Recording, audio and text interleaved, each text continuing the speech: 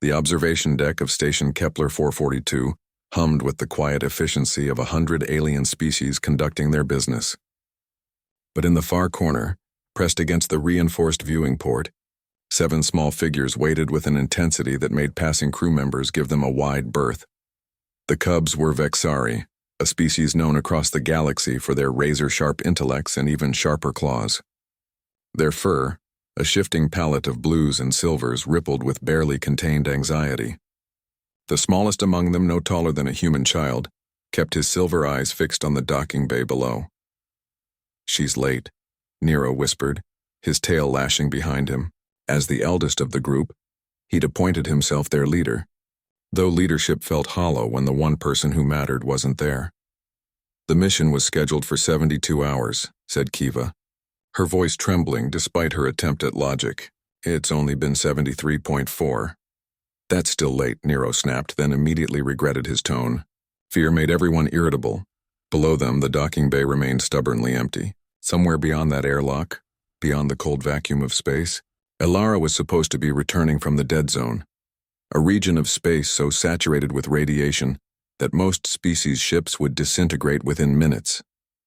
Only human vessels, with their peculiar hybrid of reckless innovation and stubborn redundancy, could survive there, and Elara had gone alone. "Humans are insane," muttered Torek, the largest cub, though his words lacked their usual conviction. They'd all said it before. When Elara first volunteered to retrieve the medical supplies from the abandoned research station, when she'd laughed off the danger, when she'd ruffled Nero's fur and promised she'd be back before they knew it. Humans were insane. That's what made them terrifying. That's what made them heroes. "Look." Kiva pressed her snout against the glass, leaving a small fog mark. "Is that?" The docking bay doors began their ponderous opening sequence, peeling back to reveal the star-scattered darkness beyond. And there, emerging from the void like a phoenix from ashes, came the battered hull of the Steadfast, Elara's ship. It looked worse than when it had departed.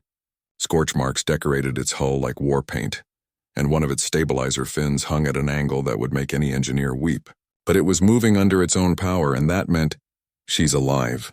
The cry came from all 7 cubs simultaneously. They abandoned the observation deck in a chittering stampede, their small legs carrying them through corridors at speeds that made other species flatten themselves against walls. Station regulations, designated walking zones, the stern warnings of the Vexari elders, none of it mattered. Elara was home. Nero reached the docking bay entrance first, his heart hammering so hard he thought it might crack his ribs. The others piled up behind him, a furry wall of anticipation and relief.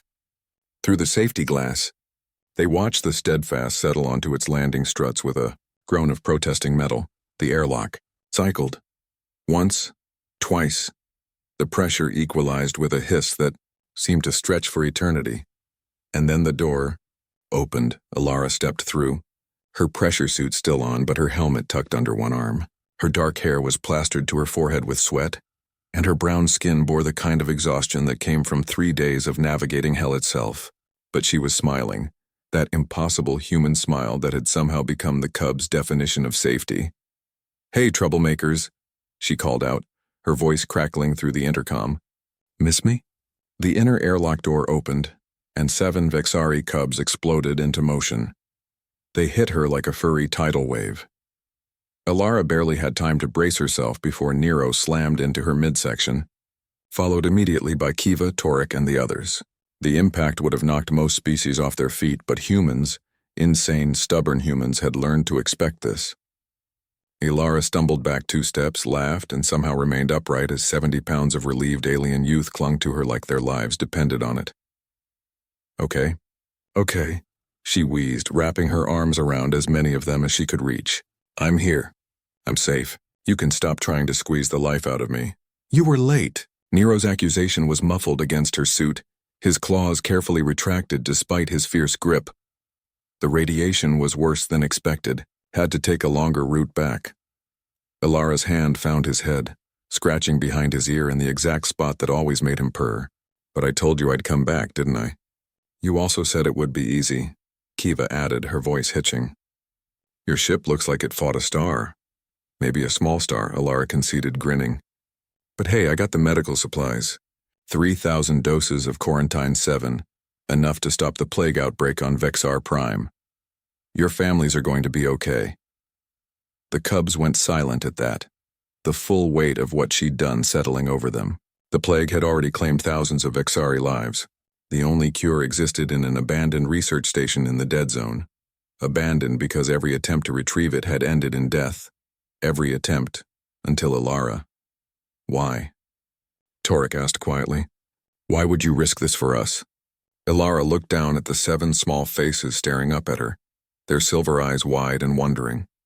She thought about all the logical answers, interspecies cooperation, the station's mission statement, the ethical imperative to help those in need. But these cubs had heard enough lectures from their own kind about logic and duty, so she gave them the human answer instead. Because you're my cubs, she said simply, pulling them closer, and humans don't abandon their pack. Nero pressed his face harder against her suit, feeling the steady thrum of her heartbeat beneath the fabric. Around the galaxy, his species was known for their intelligence, their careful calculation of risk and reward. They were taught from birth that emotions were tools to be managed, not indulged, but pressed against this impossible human who'd flown through hell for them. Nero discovered something his elders had never mentioned. Sometimes, the most logical thing in the universe was to hold on tight to someone who cared. Next time, he murmured. We're coming with you, Ilara laughed, the sound echoing through the docking bay. Not until you're taller, troublemaker. Station rules. Humans don't follow rules, Kiva pointed out.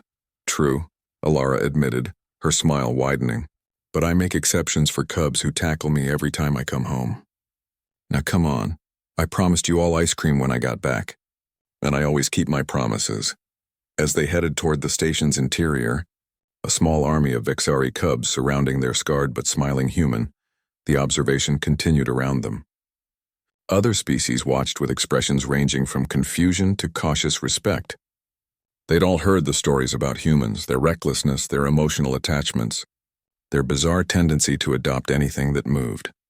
What they were witnessing now would become another story. The day a human flew through the dead zone alone, not for glory or profit, but because 7 cubs were waiting for her to come home. And in that moment, every species watching understood a little better why humanity had earned its place among the stars. Not through superior technology or ancient wisdom, but through the simple, stubborn refusal to let the ones they loved face darkness alone. Behind them, the Steadfast settled into its berth, its damaged hull a testament to the price of that promise. But Ilara was already planning the repairs, already thinking about the next impossible mission. After all, she had cubs to protect, and humans never ever gave up on their pack.